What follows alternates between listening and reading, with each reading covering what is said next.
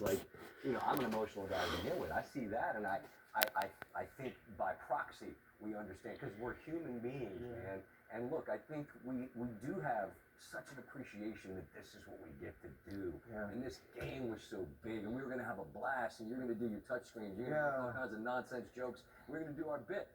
And now I'm sitting here looking at you and so I just want to hug you, man. It's like, this night and what it is that has happened is just so foreign, all of it. Yeah, and I think in how quickly it happened. The play with T. Higgins looked like a routine football play. We've seen that play. Right thing to do with the NFL obviously making the call pretty quickly after that. And it is the kind of thing that we, hate to see. We almost never see the kind of emotional scene that those of us who are watching will never forget, and no real thoughts on what's going to happen to football or play seedings or even when they're going to play. Hard to imagine they will anytime soon, but obviously we will see if there's any sort of update there. But I don't think anyone really, frankly, is worrying about anything else besides is Damar Hamlin okay, and obviously hopeful that he is. Yeah, I can't imagine we get any update on the football side of things before we find out definitively that Damar Hamlin is okay. Ian Rappaport, NFL Network Insider, thank you very much. As we discuss further D'Angelo, I think it's important to note that was the same field, the same hospital that Ryan Shazier was taken to when he had his Monday Night Football collision several years ago. Tua Tagovailoa even earlier this season.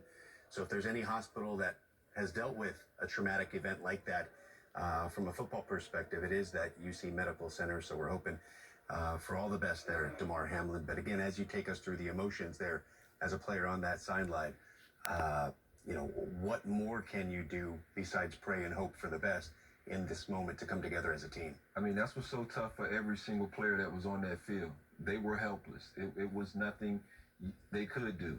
And you could see it in their faces. And that's what made everybody else around the world that was watching this game just hold their breath.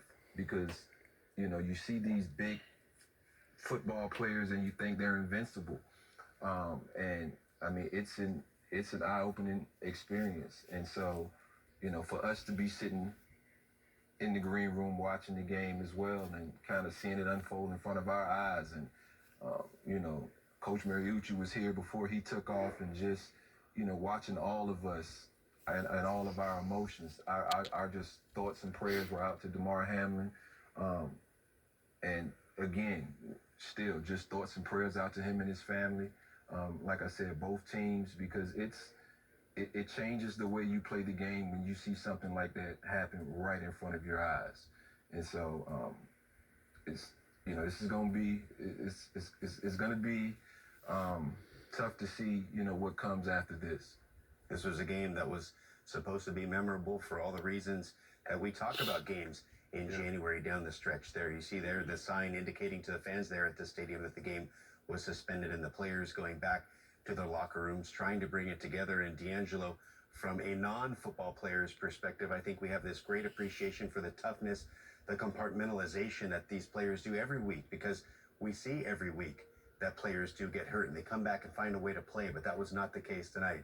Damar Hamlin in critical condition at a local hospital in Cincinnati. As we continue to get more information here at NFL Network, we will continue to bring it to you. But for now, we're going to sign off for D'Angelo Hall, Ian Rappaport, Cameron Wolf.